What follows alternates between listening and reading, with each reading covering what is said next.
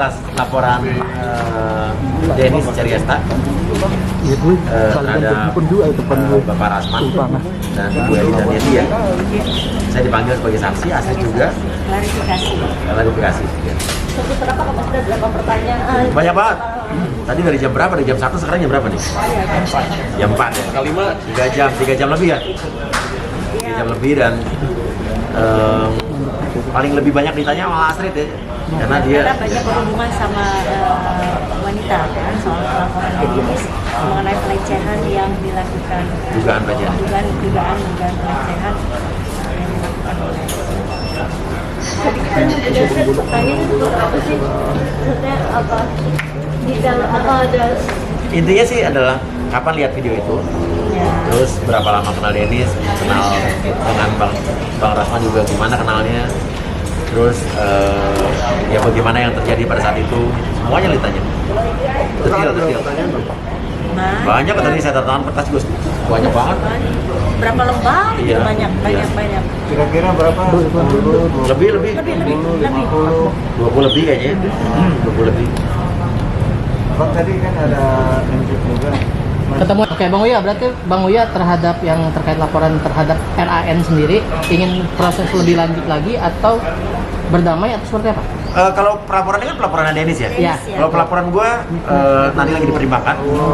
Tapi kalau gue jadi saksi pelaporan Dennis dan tadi yang ditanya adalah ya seputar dugaan banyak ya pelecehan yang Dennis dibilang cadel, stroke, lidah pendek. Terus itu juga dugaan pelecehan seksual secara verbal. Yang dia mengonotasikan buah-buahan, ya kan? Itu sangat merendahkan sekali. Dan tadi Astrid juga berpendapat bahwa ini bukan hanya merendahkan Dennis, tapi juga wanita secara umum. Ya. Ini merendahkan kaum wanita secara umum. Dan ini harusnya wanita se-Indonesia tuh mendengar ini sih pasti nggak akan ada yang terima sih. Aku ngomong sama penyidik begitu juga, aku bilang aku sebagai seorang wanita tidak terima apa yang dia ngomong. Itu sangat apa ya? Sangat merendahkan banget deh. Dengarnya aja kita perempuan agak jijik banget gitu. Kan saya juga sempat nanya, kan kemarin Bu Eli Danieti datang ke podcast saya tanya, Ibu sebagai pengacaranya Abang Rasman melihat ini gimana? Oh, dibilang saya nggak pernah lihat. Loh, bukannya ibu di sebelahnya dalam hati saya kan. Tapi dibilang akhirnya saya tetap kejar. Sebagai seorang wanita dia di mana deh? Ya, akhirnya kan dibilang kalau nggak salah ya sebetulnya tidak dilakukan, tidak lazim dilakukan. Oh gitu. Dan gue ngomong sendiri sama penyidik, concernnya adalah kalau yang seperti ini diwajarkan, dinormalisasikan, nanti gimana anak-anak kita? Enggak, maksudnya gimana dinormalkan lah orang laki-laki ngomong kayak gini. Laki-laki ngomong kayak gini diwajarkan, itu kan kasihan nanti anak-anak kita yang melihat, oh ini berarti boleh ya ngomong kayak gitu, padahal itu adalah sebuah bentuk pelecehan. Ya, saya rasa semua wanita Indonesia yang menonton tayangan itu pasti marah lah. Pasti marah, merasa rendahkan. Karena apalagi kan semua orang mau laki perempuan dilahirkan dari rahim seorang wanita. Nggak pantas laki-laki ngomong kayak gitu. Berarti ingin dipenjara dong ya? Apa? Ingin Ran dipenjara dong ya? Harus ditindak tegas. Dan tadi saya juga, kalau saya pribadi, saya juga berkomentar soal dia yang bilang bahwa mengonotasikan huruf hijaiyah dengan alat kelamin pria, dikonotasikan itu menurut saya itu lebih mencederai saya sebagai umat Islam. Tersinggung saya marah banget loh, saya sampai ngomong sama penyidiknya, masa bisa ngomong kayak begitu sih Pak? Ya Allah. Dan menurut saya adalah bahwa jangan ada sampai ada double standar atau standar ganda dalam melihat kasus seperti ini gitu kan. Apakah pantas gitu kan? Menurut saya sangat tidak pantas. Apalagi tadi lanjutannya adalah waktu di video tadi dibilang bahwa ayo bolehlah kita coba saat mengomentari Dennis setelah ngomongin buah-buahan tadi.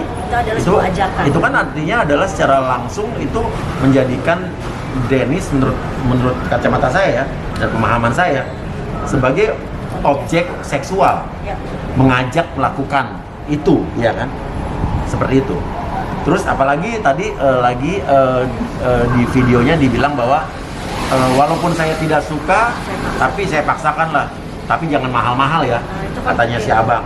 Terus bahwa setelah itu dibilang katanya, ya kalau saya suka berapa M pun saya bayar. Artinya itu kan menjadikan wanita sebagai objek jual beli. Nah maaf kata, Dennis kan bukan wanita penghibur, bukan apa segala macam.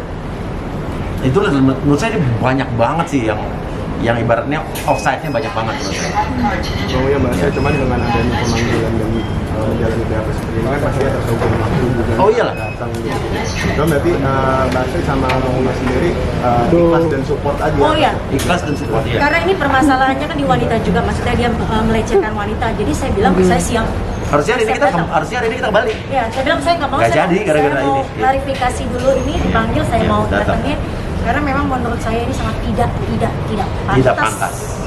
Makanya saya harusnya hari ini kembali udah diundur aja.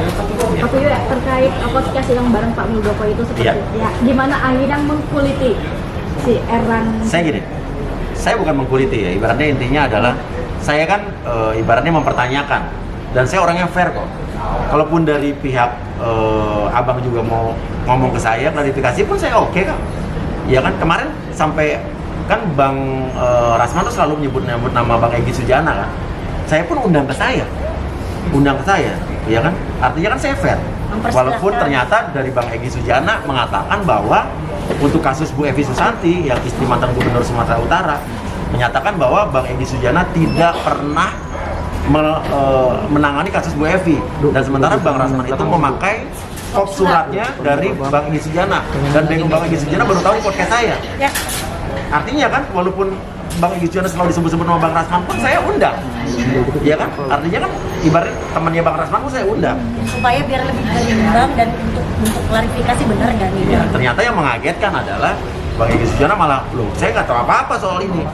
Gitu kan. Banyak kebohongan yang tercipta. Nah, terus kayak Pak Muldoko pun kemarin kayak undangan emang kita ngomongin soal politik, presiden 3 periode, soal larangan ekspor CPO gitu kan, dan lain-lain sebagainya.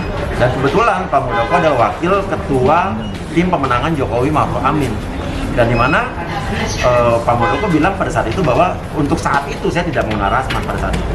Dan Pak Muldoko dia bilang yang bisa dikatakan juru bicara Ma'ruf Amin dalam Pilpres 2019 adalah yang tertulis di situ. Itu kan namanya juru bicara. Ada kan? Kalian bisa Google deh, jubirnya siapa aja kelihatan di situ. Jubir apa mungkin influencer juga datanya ada. Berapa puluh tidak ada juga.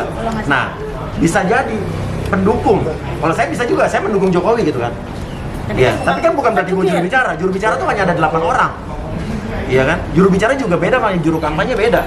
Juru kampanye yang di juru 7 partai, apakah dia bisa dibilang juru bicara Ma'ruf Amin dan Pak Jokowi? Tidak bisa. Ya pasti ada surat keputusan itu. Kalian pasti udah pegang surat keputusan, nanti saya share. Iya, ada beredar di internet di juga. Di internet juga banyak kok, bisa dilihat, bisa dicek yang real, maksudnya siapa juru bicaranya kelihatan. Iya. Kalau ya, bunda ini yang lihat di dalam tapi abang itu tidak terlihat, minta pendapatnya. Nah, tadi saya penasaran, kok lewat tanpa didampingi pengacaranya, kemana gitu? Tadi di kawal polisi tadi saya lihat. Kemana gitu pengacaranya Medina tadi? Saya nggak tahu kemana. Harusnya sih ada ya. Bunda gimana? Iya, maka saya bilang pas lewat kok nggak ada pengacaranya, ya mungkin ya berhalangan, ya kan? Tetap harus positif. Iya, ya. Kemana sih menurut aku sih harusnya didampingi dong. Nggak tahu nggak kemana dia? Pakaian oranye gimana? Apa? Menggunakan pakaian oranye tadi melihat dan gimana tanggapannya? Kasihan atau gimana? Ya kalau masih kasihan ya. Nah, tapi jujur nih, banyak banget berita segala macam, ngeliatin dia pakai baju oranye segala macam. Aku ngomong sama Uya di Instagram kita kalau bisa nggak usah menampilkan dia, karena kita juga harus akui dia punya keluarga. Saya bilang gitu, dia punya keluarga. Kita Dan ini harus, kan dalam kasus yang sekarang kan bukan sekarang urusan juga sama bukan kita. kasus gue. Gue bilang ya udah, gue cuma bisa bilang sabar, tawakal, ngadepin semuanya. Tadi kayak makanya tadi waktu gue ketemu dia juga kan nggak sengaja kan ketemu, gue bilang sehat selalu. Berarti kan gue doakan supaya sehat dan bisa mempertanggungjawabkan perbuatannya untuk kasus-kasus yang lain gitu loh. Termasuk laporan saya. Jadi gue doain sehat loh. Tapi itu cukup tenang belum sih, maksudnya dia udah cukup tenang belum, dia sudah di dalam, nanti tidak ada orang. Tapi tadi seger kok, nggak kayak orang sakit, beneran seger. Benernya pengamatan gue ya, gue ngeliat nggak sengaja kayak Tuhan mempertemukan gue nggak sengaja tadi. Dan ibaratnya pertanyaan gue satu nih, ya kan? Dulu abang pengacara bilang bahwa kalau sampai dia berbohong, saya akan mundur jadi pengacara. Dan dulu kan dibilang bahwa katanya sakit bipolar akut tingkat tinggi. Tapi kan kemarin tuh dijemput di sini diperiksa sama rumah sakit yang berwenang dinyatakan sehat. Artinya siapa yang bohong? Bener nggak? Siapa yang ya? Mereka kan ada dua, satu bilang sakit, satu bilang sehat. Nah, gua nggak tahu tuh siapa yang benar siapa yang enggak. Dan artinya pertanyaan gua apakah kalau ada kebohongan, artinya kebohongan ini bisa ditindaklanjuti. Dan apakah pertanyaan gue sebagai orang awam ya, sebagai orang awam untuk kasus umum ya, general. Apakah seorang pengacara yang menghalang-halangi atau membuat keterangan palsu itu bisa juga dikenakan pidana? Saya nggak tahu, saya nanya nih. Seingat gue pernah dulu ada kasus yang pengacara juga masuk ya. Yang menghalangi penyelidikan. Iya, kayak begitulah kurang lebih. Saya nanya ini kan saya sebagai orang awam. Oke, itu dong tambahan tentang Bunda Natali. Bunda siapa? Alah. Gimana Bang Billy nih abis podcast akhirnya? Enggak sih, saya nasihatin Natali, kan ini kan ponakannya Astrid. Saya nasihatin Natali bahwa ini jujur demi Allah saya bilang, Natali kalau masih bisa rujuk, kenapa nggak rujuk? Saya juga mengajak mereka untuk ketemuan tanpa podcast, tanpa kamera, tanpa apapun. Gitu. Cuman yang nggak tahu, silahkan kalau siap hubungin gua gitu. Soalnya pada intinya adalah kalau gua sebagai orang luar, benar-benar walaupun tantenya tapi gua adalah orang luar. Dan Kang Sule juga nelfon, ngobrol sama gua, komunikasi tiap hari, komunikasi Kemarin juga sampai ngobrol kemarin sama gue. komunikasi. Dan gue juga bilang sama Natali, gue nggak bisa ngasih tahu apa yang Kang Sule omongin ke gue, ada hal-hal yang nggak bisa gue kasih tahu dan gue menjaga itu gitu. Tapi kalau hal-hal yang Kang Sule bilang gue boleh ngomong sama Natali, misalnya kayak penjembatan, gue ngomongin sama Natali, tapi ada hal-hal lain yang gue cukup gue makan Sule yang tahu kayak gitu walaupun dia ponakannya Astrid. Jadi gue cukup fair dan gue berdua menyarankan untuk mereka rujuk. Tapi kan balik lagi, tapi kan kemarin tiba-tiba ada gugatan di oh, jujur kaget karena kan kita mana ada sih keluarga yang pengen ponakannya atau sepupu atau siapapun yang cerai itu pasti nggak akan ada yang mau kayak gitu. Jadi tapi kembali lagi yang menjalankan itu kan Natali, kembali lagi yang menjalankan itu kan Kang Sule.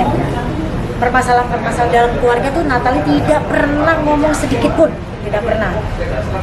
Makanya kita kaget, wah kok ada gini. Tapi ya kembali lagi kayak saya bilang, semua itu kan mereka yang jalanin dan semua keputusan memang mereka yang memilih gitu loh. Bukan saya tuh sebagai orang luar tuh cukup menasehati yang baik-baik gitu. Saya kan maksudnya saya bilang pokoknya kita harus netral lah menasehati Kang Sule nggak buat tuan dia pada menasehati Kang Sule, menasehati Natali, kita tetap harus pengen mereka baik-baik aja. Tapi kalaupun memang ternyata tidak bisa dilanjutkan, ya berakhirnya juga dengan baik-baik saja. Itu sih pesan aku selalu bilang gitu ke Kang Sule, Kang please baik-baik aja, ke Natali juga Kang, Neng please baik-baik aja. Karena kan Azam adalah anak dari mereka berdua. Ya, betul. Kita harus pikirin anak. Pak Billy, terkait yang publik menilai Sule ini cuek, Sule ini tidak mencari keberadaan Natali. Gimana kemarin perihal obrolan dengan Kang Sule? Enggak sih, kalau menurut gua Kang Sule kan menghubungi gua pun artinya kan dia ingin ada upaya untuk menyelesaikan masalah ini ya, menurut gua gitu. Tapi kan gua tidak bisa, gua hanya memberikan saran, tapi kan selanjutnya selalu urusan mereka berdua. Gua udah menawarkan kalau misalnya kalian mau ketemu, gue jembatani boleh, ayo tanpa kamera, tanpa podcast, ayo. Gue udah bilang gitu.